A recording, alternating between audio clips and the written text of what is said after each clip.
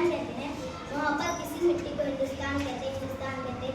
जो दुनिया को सुनाए दिल से कहते खामोशी, जो दुनिया को सुनाए दिल से कहते खामोशी, जो आंखों में दिखाई दिल से कहते तूफान, जो आंखों में दिखाई दिल से कहते तूफान।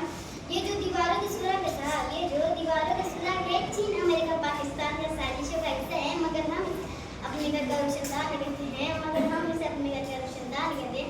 पर सामान्य शिक्षक पद सदस्य मंच के गणमान्य व्यक्ति में गणेश पंडित देश प्रेम और राष्ट्रीय निर्माण के उपलक्ष्य पर अपने कुछ विचार आप सभी के साथ साझा करना चाहता हूँ। आजादी। आजादी का असली मतलब वही समझ सकता है जिसने कभी गुलामी की है।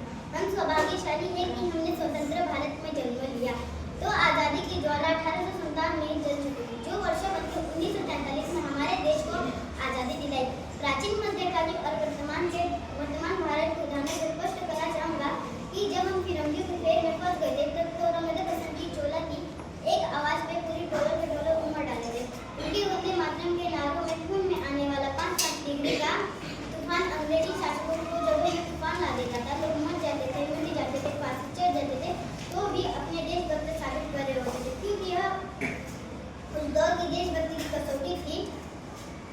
उसके बाद 62, 63 और 71 के युद्ध में अपने सुहाग गवा देने वाली औरत जब घर के हालात यह हो जाया करते थे, फिर प्यार भी भरपूर गया, माँ का सिंदूर भी गया, नन्हे नन्हारों की नवोटियाँ चली गई, छोटी छोटी बेटियाँ की छोटियाँ चली गई, बाप की कमाई गई, भाई की पढ़ाई गई। एक ऐसा ही विस्फोट हुआ, पता ही चला कि पूरे विश्व की वोटें चली।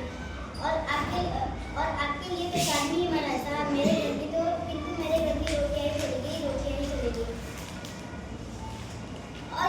और आज देखिए इसी देश में आज देखिए जात धर्म भाषा की विवाद चल रही है। क्या यही देशभक्त है? क्या यही राष्ट्र निर्माण? क्या यही देशभक्ति है? क्या अंधविश्वास आज भी विद्यार्थी को पास होने के लिए विद्यार्थी भगवान को रिश्वत के नाम पे नारियल चढ़ा रहे हैं? क्या यही शिक्षक बिल्ली रास्ता काट देने पे अपशगुन मान लेते हैं?